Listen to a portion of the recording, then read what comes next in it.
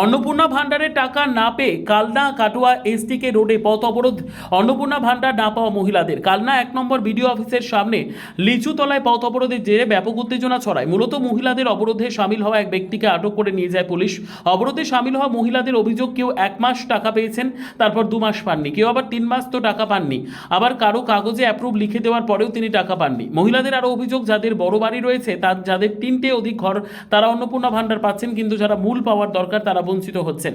কেন এরকম বৈষম্য, আর সেই কারণে পথ অবরোধে শামিল হয়েছে মহিলাদের। আরও দাবি, যে ব্যক্তি আমাদের হয়ে কথা বলতে গিয়ে পুলিশের হাতে আটক হলেন তাকে অবিলম্বে ছেড়ে দেওয়া হোক।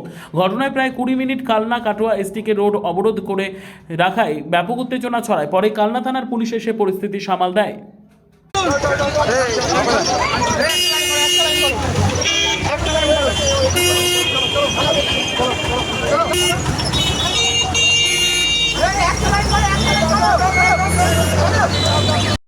জুন মাসের পর থেকে, জুলাই মাস থেকে অনেকবার এসছি, শুধু বলছে যে ধৈর্য ধরুন, 17ই আগস্ট আপনারা টাকা পাবেন।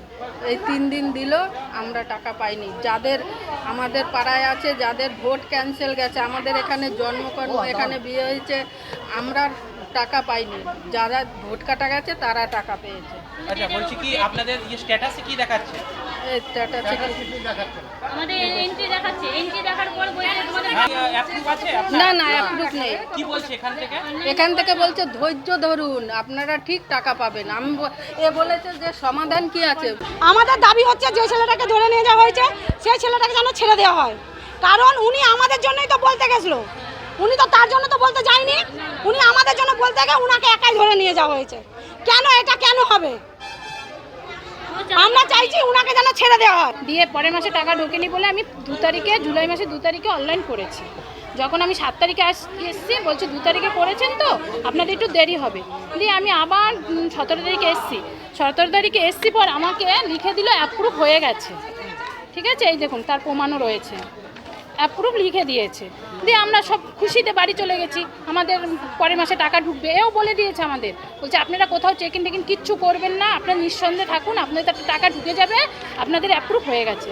আমরা তারপর বাড়ি গিয়ে তাও আমরা মোবাইলে চেক করেছি, মানে আমিও পারি, আমার ছেলেও পারে, আমার বড় পারে, দিয়ে দেখছি সাইট বন্ধ করে দিয়েছে।